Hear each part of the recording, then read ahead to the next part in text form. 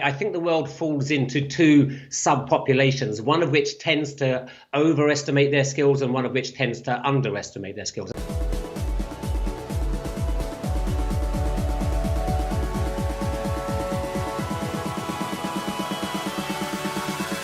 Hello Sales Nation, and welcome to today's episode of the Salesman Podcast. On today's show we have Simon Horton. He is a negotiation expert. He goes from both the business side of things to hostage negotiation as well. So his knowledge is super deep on this topic. And of course, on today's show we're talking about negotiation in the world of sales and B2B business. You can find out more about Simon over at negotiation-mastery.com. And with all that said, let's jump into today's show.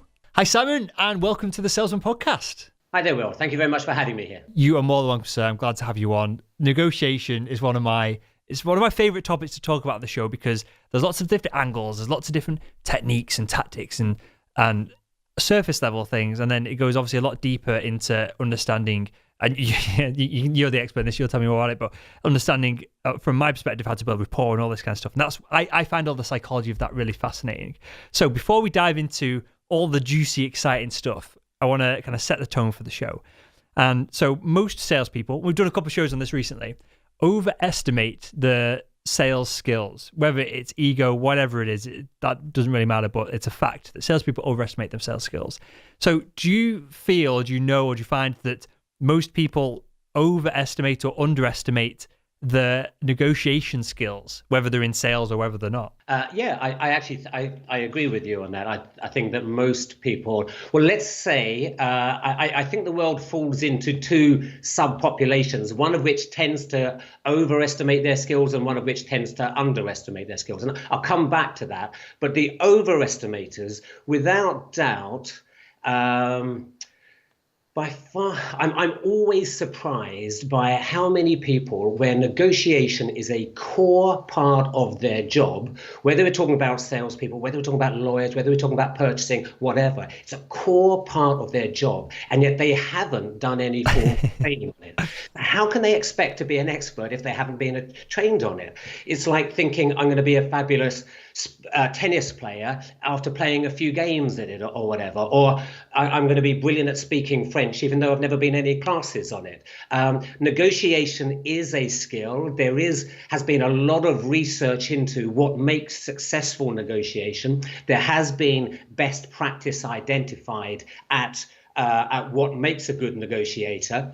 And so that can be taught. And as a skill, you can get better and better and better at it, but only if you do look at it as a skill that you can improve and you apply the continuous improvement process on it.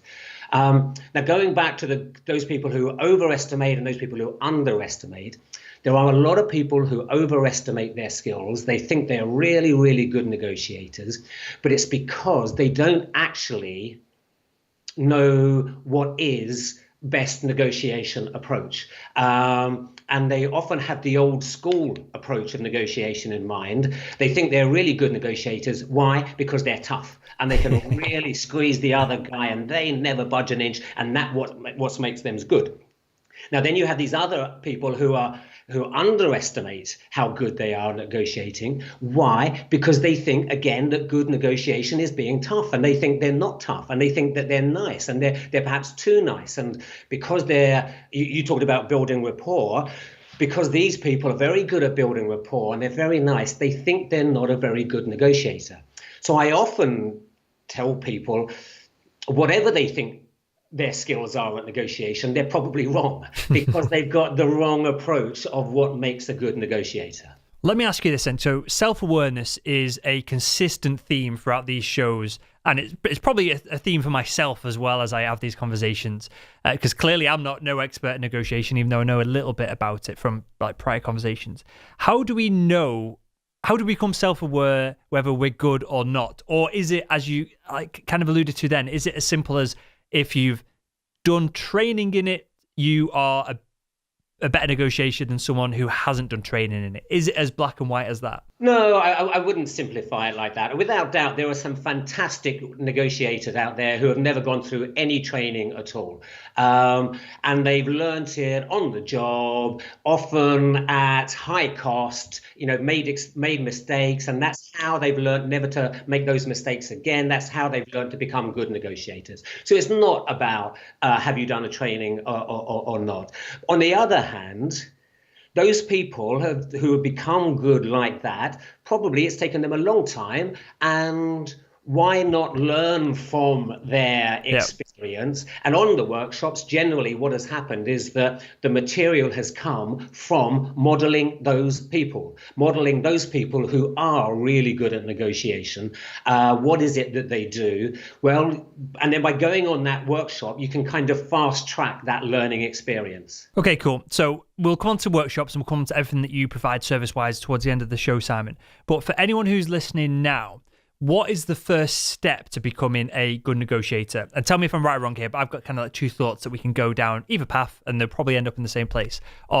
Is it to know the outcome, which I'm assuming is a win-win outcome? That's what we want to achieve. As you described before, poor negotiators have the tough, squeeze the other guy was I think the words that you used. That's if that's the trait of a poor negotiator, I'm assuming the traits of a great negotiator is someone who puts together a win-win scenario at the end of the day. So is it so the audience can take as much away from this as possible? Is it worth discussing that, or do we need to discuss the process of getting to that so that the end result makes sense? Well, as you say, they'll probably end up answering that at the same end point. But in terms of, so you're right, it is about finding a win-win. It is about being clear about your outcome. What's a win for you? Being absolutely clear about what's a win for you. And being ambitious about that, pushing your win as ambitiously as you can.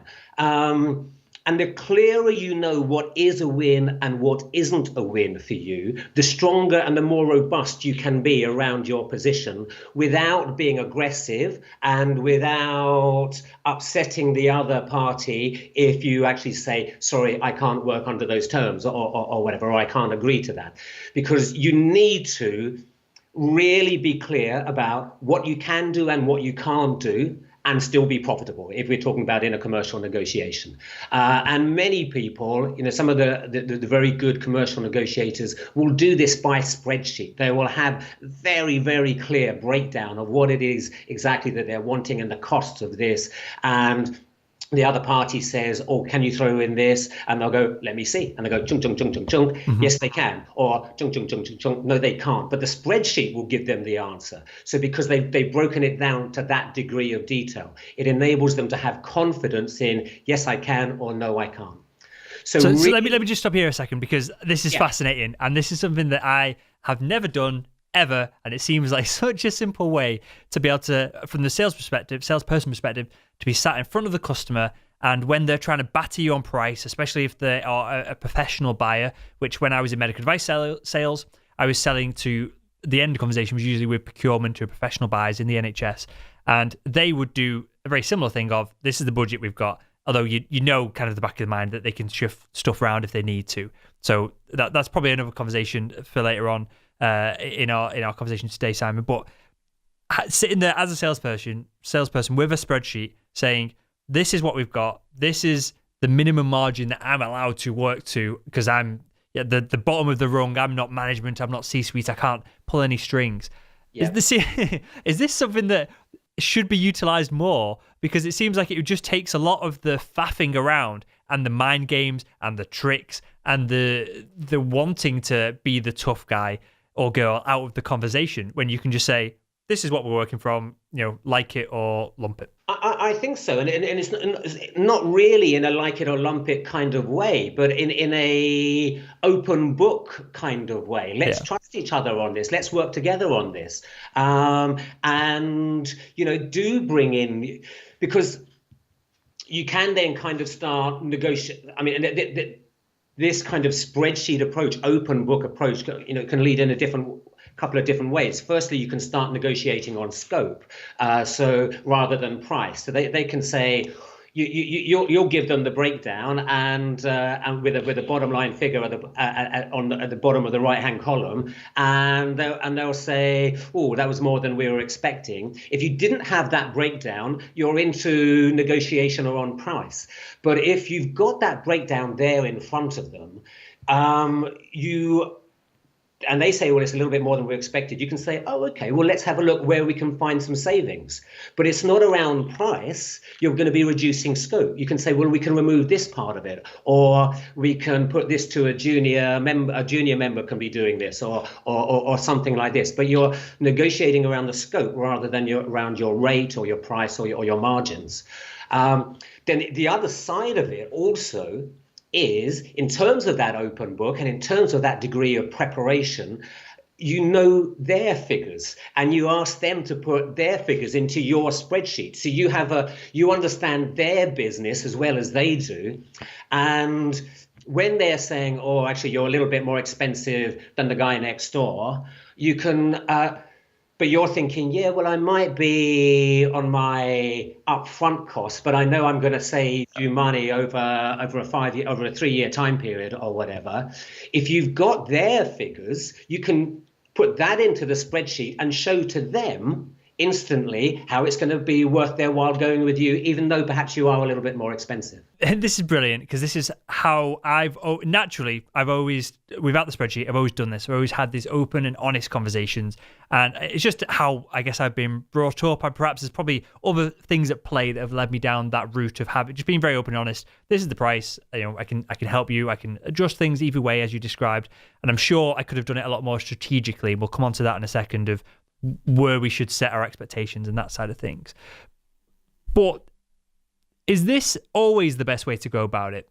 And I'm playing devil's advocate slightly, because the stereotype is someone that comes in, they win the business, they're the hero internally, and then perhaps they, not screw the other person, but you just twist it slightly in their favor. Is it always better to be open and honest and have everyone on board, or are there some exceptions where that kind of comes into play slightly? So I think there are exceptions where you don't necessarily want to always be open and honest straight away. You don't want to be naive in terms of giving away figures that the other people may use against you in some kind of way. How would we know that? That's we're on the same wavelength here, because that's where I was going at with this. Yes. How do we know whether we should be totally transparent and open up, and first conversation after we've been on the phone with someone, we've gone in to see them? How do we know if we should open our doors? Because some of that information, across the industry could be, confidential as well. So, well, confidentiality is a specific issue, and you obviously have to respect any legal, if there's anything that's legal kind of thing, obviously you have to respect that. But in terms of that, how trusting do you open? I think my view is that perhaps it's not best to be naive, and you only want to be giving in terms of information and such like to the degree that you feel confident that it will land safely. And you want to build trust over a period of time. But I would encourage you that probably to lead much quicker than you might otherwise have thought, because generally there is a huge premium in trust. And how do you build trust in the other party? It's by showing trust in them, and then they typically respond in kind to that. Now, if you're holding figures back yourself, what are they going to do? They're going to respond in kind to that, and they're going to hold, and they're not going to trust you, and they're going to hold figures back themselves. But if you are willing to say, hey, look, this is my position, and you lay out a pretty honest position there, then typically they will respond to that, and you will be able to work at a at a good level of trust, which as a salesperson, that's where you want to get to. You want to get to the trusted advisor. This is that holy grail position that we all talk about. So how do you get that? Well, you have to show trust first, and lead in that. And 9 times out of 10, they will respond in kind. Now, such is our species that not everybody can you trust in this way fully. So this is why I don't encourage you at your first meeting blurting out, "Oh, I'm so glad you're talking to us because we're absolutely desperate and nobody else is willing to work on this with us." So, don't blurt that out straight away, but build trust. Start by building the rapport and always gauging, how do you feel the trust is in this relationship? Brilliant. Okay, so let's come back to the strategic side of things. I know we're jumping all over the place here, but there's so much to go at. I love it. So Let's come back to strategically the pricing element of this now. And I guess this ties in with our outcomes. And you mentioned be more ambitious. Should our outcome always be a financial one, and then we adjust the value and the services that we're providing either side of that to make it fit with the outcome that the buyer has? Or is there other ways to go about that as well? So I think it's about maximizing value, and from your own perspective, maximizing value however you define value. And obviously the obvious one is finance, and the monetary element of the value, and 9 times out of 10 it is around that. But there is always at least leeway to play with you bringing in other features or characteristics or other areas of possible value, and sometimes actually they might be the most important. Now, how do you maximize your chance of getting best value from your deal is by doing the same for them. So you also want to be thinking about how can you maximize their value from the deal. And this is how you can, by focusing on value for them, this is how you can often still keep a high price, perhaps more expensive than your competitors, but because you are showing your customer, your potential customer or client, that you are going to get them more value than what any of your competitors are going to go. Which means that now, and this is where making the distinction between value and price is important, because your customer will have a sense of what value is for them. They'll have a particular business issue that they need resolving, whether it's a business objective to be achieved or a problem to be fixed. That's why they are talking to you. Now, and that's what they want you to solve for them. And that's where their value is. And that's what you've got to keep the conversation focused on, and why you are the best people achieving that. Now, once they're happy that you are the best people achieving that, they're going to say, "Great, really love to work with you on this, really love to buy this product from you. You are a little bit more expensive, obviously, than your competitors. So can we start talking about price?" And they'll get the purchasing officer in who cracks his knuckle. And I've been there, Simon. Exactly. And it's your job not to be distracted or let them be distracted by price, but to keep them focused on the real value for them. And then if you do that, that little 10% discount that they're squabbling over is going to be quite irrelevant compared to the value of that strategic objective or hitting the deadline or solving that problem, whatever that key thing is. So I think now you've recapped, and we've talked about this before, the value versus price on the show, and you've recapped it perfectly there for the audience or anyone who hasn't listened to those episodes.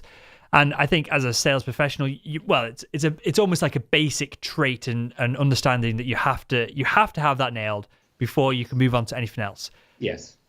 But customers often don't understand the difference between price and value. Is there a way to explain it in more layman's terms, in a nutshell, to a customer? Or is it, as you just described, of if they're quibbling over that 10%, you just say, "We'll do this extra, forget." Because where I'm getting at with this, Simon, because I've been in this scenario before, professional purchasers in the NHS I'd be selling to, they would always go after that 10% discount. And then they would not let it up. And I assume they are incentivized somehow, whether it's a pat on the back or whether it's financially. I assume they're incentivized on getting a quote and then beating that quote. So it was very difficult to have that conversation of, well, we'll do this. And it wasn't even that you were more expensive than anyone else. They were always going to come with us. They were always going to buy our products because the surgeons demanded it, essentially. It was the best company in the industry that I worked for with the best products. And you know that they've got the budget or they can find that extra 10%. But how would you go about that in the negotiation of they are fighting for that number because they're being incentivized to fight for it, and you don't want to back down on it because obviously it makes you look weak and you know you're offering enough value for the price and you've got to just convince them of that? Well, no, you're totally right. I mean, especially if it is a purchasing professional, they are incentivized on that. And they're the kind of people that even if you offer it as a free sample, they'll say free. That's a bit expensive, isn't it?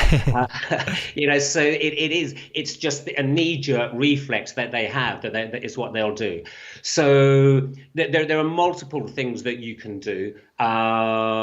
One is if we're talking about focusing on the value, let's say it is a situation where they are comparing you to a competitor, then you just stick with the particular thing that's at stake here. If it is about hitting that getting that strategic objective, then just keep them saying, okay, and tell me, how much do you think that objective is worth to you?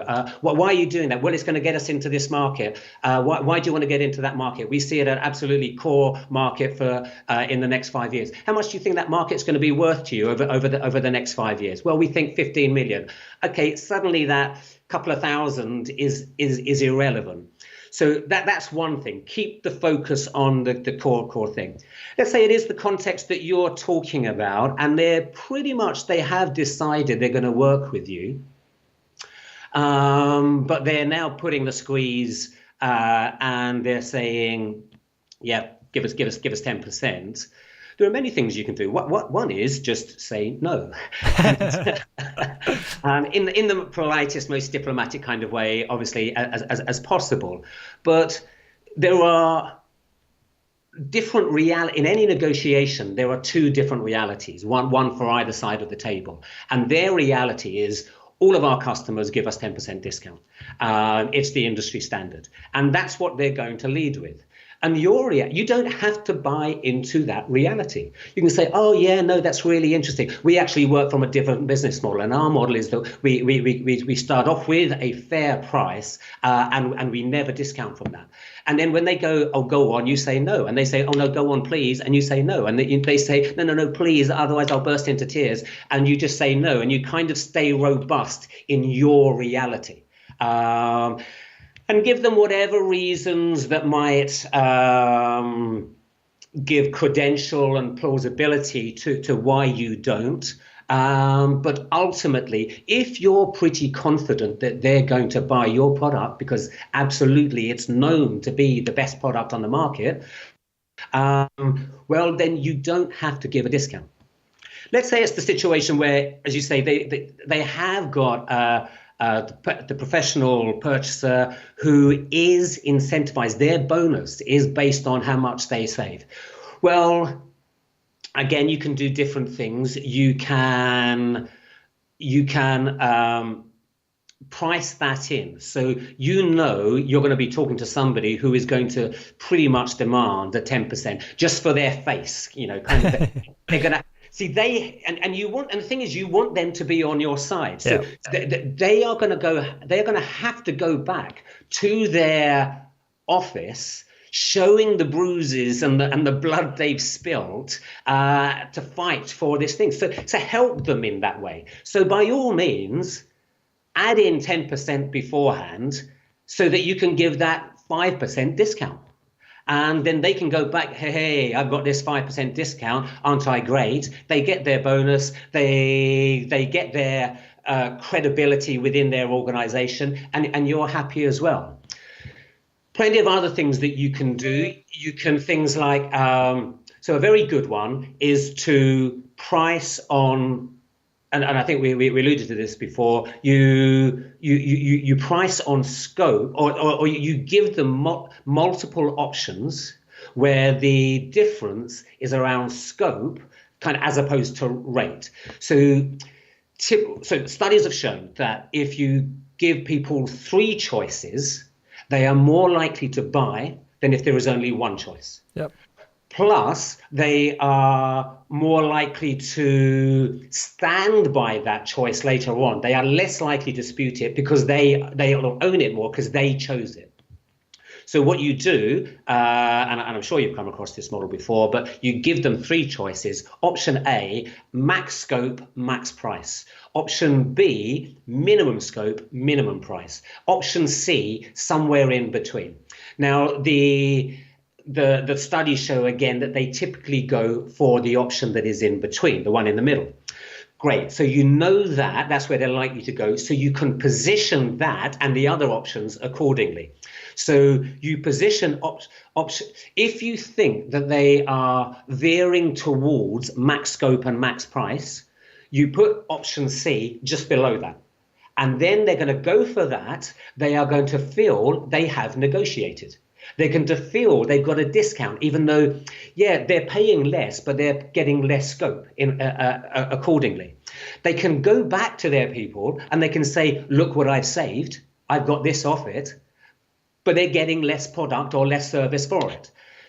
Similarly, if you think they're veering towards minimum scope, minimum price, you put option C just above that. Then they'll go for that. And again, they will think they have negotiated more. They'll go back to their people and they'll say, I got them to throw this in and throw this in. Yeah, but of course, they're paying for it. So I like this, Simon. Sorry to jump in there, but I don't want to gloss over this because this also doubles up as an opportunity to show yourself as a trusted advisor. So if you come to them with a spreadsheet that either works or it doesn't, you could have just emailed them that. You don't need to have a negotiation. You don't need to have a conversation for it. But if you come to them with a bunch of different options and you know and you've priced it and you've framed it and the psychology is behind it and there's the studies that show and all that to one side, it allows you to just have that opportunity to have the conversation of, here are the options, let's talk through them. Regardless of the psychology behind which one they go at, you are then an advisor versus a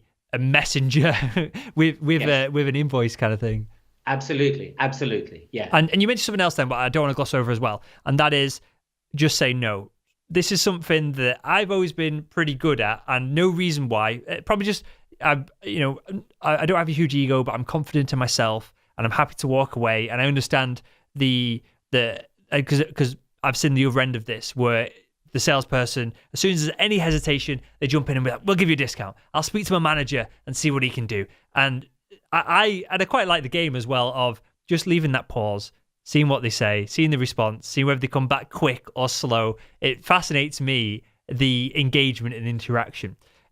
Which probably makes me kind of on the verge of sociopath or psychopath or something. I don't know. Of not toying with people, but I like observing the interaction and engagement. I think you got an interest in psychology and an interest in people, and I think that's brilliant to have. And so I enjoy that. So I love leaving that pause and then seeing who kind of like breaks first in the negotiation, and then saying no and going back and forth. But do you feel like sales professionals and people in business in general are too quick to say yes or to throw discounts out there when that slight bit more confidence in their own product and their value could just take that conversation off the table altogether? Yes, I think that's absolutely true. And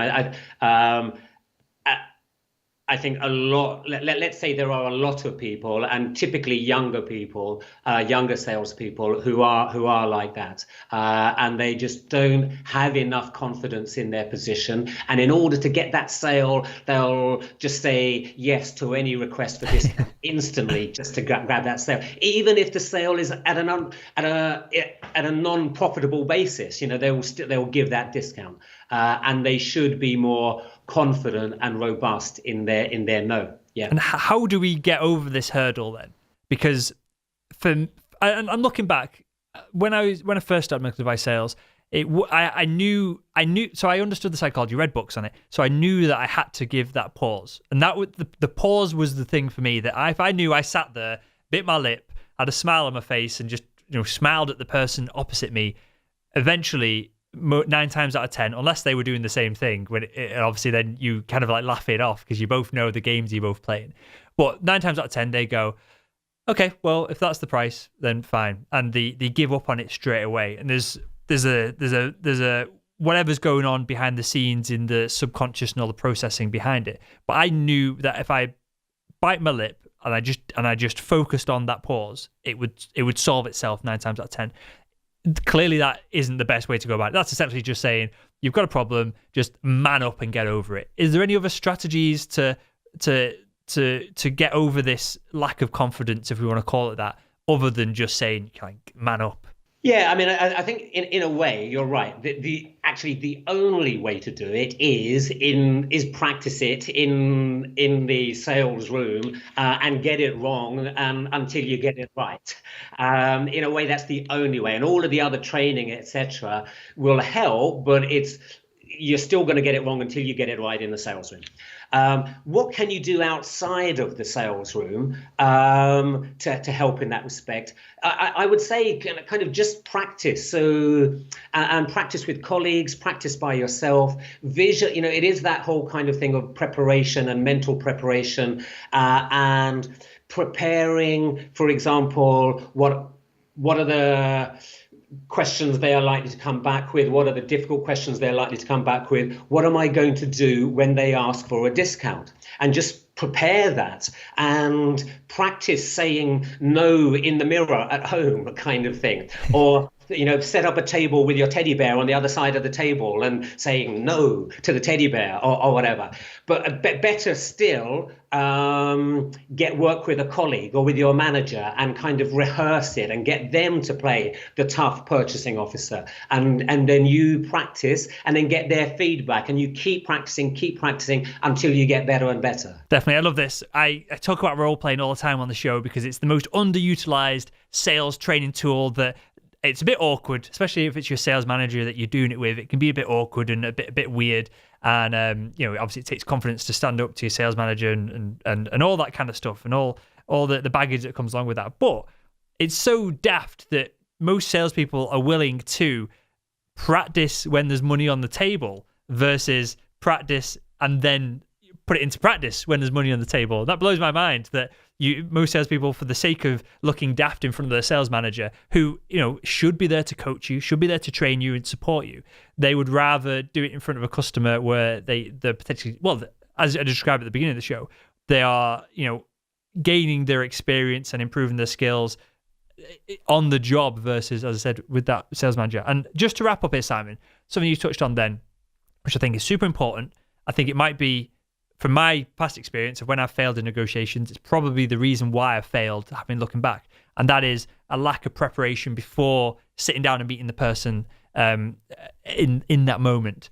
What do we need to do to prepare for an interview? Someone who's listen to this show on the way to driving to a negotiation, to a sales meeting right now, it might be too late for them. But what should they do before the next meeting? What do they need to have in place? Okay, you're totally right. My view is that about 70% of the negotiation is in the preparation. That if you've got that sorted, it's likely to go really, really smoothly. So what do you prepare? Well, as much as you can. Obviously, the usual stuff around the product, the history, the relationship with the individual, what's their negotiation style, all of these kinds of stuff. But also, if we look at it as win-win, so if we are looking for a win-win, so what is your win? What are you trying to achieve here? You want to bear in mind your bigger picture win. So what you're trying to sell this, well, what's the bigger picture goal kind of behind that? So you want to understand that. You want to understand all of the creative possible solutions to the problem that's being addressed here. There's the classic concept in negotiation known as your BATNA, which stands for your best alternative to a negotiated agreement. It's your plan B. It's where are you left if they say no, if they walk away or you decide to walk away, where are you left? And that's a very important, you always want to be working on a strong plan B and C and D, etc. So you want to be asking all of these questions about your outcome from it, but you also want to be doing the same for them. So answer exactly the same questions for their outcome, from their perspective. And this is both at a commercial level, at an organizational level. What does their organization want to be achieving from this, etc. But also at an individual level, because you're negotiating with an individual. So they might have their own individual agenda from this as well. If it helps them look good back in the office, or it helps them hit their targets, or helps them get that New York posting, you're much more likely to get that sale kind of thing. So all of that, plus it's never just you and them. It's who else is involved in the negotiation. Maybe there's the FD, and you talked about maybe there's more budget that could be released for it. Well, what's that process? Who might be able to do that? What's the decision-making process internally? Maybe there's the FD involved, or the chief exec, or these kinds of things. Can you map out that situation? Who are those players and what are their agendas, and can you understand those? Do they have to persuade anybody internally, in which case what's the case that's going to help them persuade internally? So these are the kinds of things that you need to be preparing. You've just given us so much ammunition here, Simon. What you've just described, we could do a 2-hour show on just that alone. There's two things that I took from it. One, understanding the buyer's process, I think, is underestimated. Knowing, and that ties a lot of what you said together, of knowing where their money's coming from, how you can make them personally look good, which might be that 10% discount that you add in and then instantly take off so that they get their little bit of a bonus. And they know that you're even doing it, perhaps, and you're just making their life easier. Yeah, exactly. I don't know how far you can go with that before it's kind of like fraud, but or there's probably things to stop that happening in place. But obviously subtly you can do things of that nature. And then something else you kind of like alluded to then, which I want to wrap up the show with, and that is, how often do salespeople go into meetings, whether they're prepared or not, and they're sat opposite someone who is also unprepared? Because I feel like if you, and I've got no data or evidence on this to support it, but I feel in my gut as I'm saying it, if you go into a sales negotiation and you're doing it for the right reasons, you're going for that win-win, and you prepared and you've got everything sorted, you know what the best outcome is for them, what the best outcome is for you, and the person opposite you hasn't prepared, more than likely they're just going to accept what you're saying and it's all just going to go crazy smooth. So how often do you think that a salesperson, or the audience listening, how often do you reckon they will be going into meetings and the person opposite them has no prep either? I think quite frequently. You're quite right. It's very common. I kind of often say, slightly tongue-in-cheek, never overestimate the intelligence of your counterpart. But it kind of is that you often have to do the thinking for them, and you have to show them the value in it for them and make it explicit and spell it out step by step. So, and it is, as you say, often not necessarily because of their intelligence, because they haven't done the preparation. So if you can, in a way, you're quite lucky if they haven't done it, because you can talk them through it and show them. And this goes back to knowing their business as well as they do, and knowing their figures as well as they do. Love it. Absolutely love it. Well, with that, Simon, I've got a couple of questions, mate, to ask everyone that comes on the show. Let's run through these very quickly because I'm conscious of time here, mate. First one, what is one book or resource other than your own that you'd recommend to the Salesman Podcast audience? There's a really brilliant book called Getting to Yes by Professor Roger Fisher and William Ury. It sold 8.5 million copies. It came out in 1978, so is it outdated? It's not outdated. Basically, it boils negotiation down to 5 simple principles. And it says, forget all of the trickery, forget all of the tactics. These 5 simple principles will get you your best deal anytime you want. Good stuff. We've had William on the show, so I'll link to that book in the show note to this episode over at salesman.red. And final one from me, something that I ask everyone that comes on the show, and I know you're not an out-and-out sales professional, but clearly everyone has to sell in their business and day-to-day lives, so you'll have an insight on this. If you could go back in time, Simon, and speak to your younger self, what would be the one piece of advice you'd give him to help him become better at selling? I tell you what I would do. My very first job after leaving university was I did door-to-door carpet cleaning sales. And I did it for about 3 weeks. And day one was disastrous. Door slammed on my face every single time. Day two, I learned to kind of metaphorically put my feet in the door and keep the conversation going. But then they'd say no. Day three, I got actually to be able to come into the house and measure up and give them a quote, and then they'd say no. Day four, I'd get them to say yes. And fantastic, sign here. And they'd say, I've got to run it past my husband or my wife, and then I'll get back to you. And then I'd never get the yes. They'd never come back to me. Day five, I learned finally to get my one sale, and I to get my sale, and them to say yes, and they signed, and I was so pleased. But then when I went back to my company and said, great, I've got my sale, where's my money? And they kind of removed so many, oh yeah, and we're going to take this off, oh, and this, and don't forget there's this, etc. That I ended up like 5p from the sale. And I was so disappointed that I actually gave the job in. And I really wish that I hadn't, that I'd carried on, because in that week, I saw how much and how quickly you can learn the sales process. And selling is so important in so many areas of life, quite apart from the commercial area of life. But just influencing, selling, and getting a message across is so important. And I really feel if I'd carried on doing that line of work for a while, not necessarily forever, but just for an extended period of time, really got those processes deep inside of me just through again and again and again doing it, I would have benefited a lot in my life. I love this. So I jumped straight into chemical sales and medical device sales. I've only ever been working for the best companies in the industry. The products essentially sell themselves because there's no real alternative when patient safety is on the cards with these kind of things. So I missed out on your experience, but I would love to. And anyone in the audience who has any ideas of how this could be implemented, because I've never worked it out, but I would love to take up a role like that, even if it's just for 7 days or 2 weeks. And if I could document it somehow, and I don't know how you'd do it, because you'd have to film the people you were knocking on doors to, and you'd have to ask for permission, and it'd all get a bit weird, and it wouldn't be natural because they'd be on video. But I'd love to see, because I would suck at it at first. I would be terrible. But I would like to think I would get pretty good pretty quick. Yes, but it'd be interesting to see if I actually did, and whether the B2B sales skills that I've got of sitting in a C-suite kind of boardroom, negotiating with financial directors and senior buyers within the NHS, I'd love to see if that conversation and that set of skills translates with getting someone's attention, keeping it, offering value immediately, rather than saying, let me go away and I'll come back with what we're going to do for you.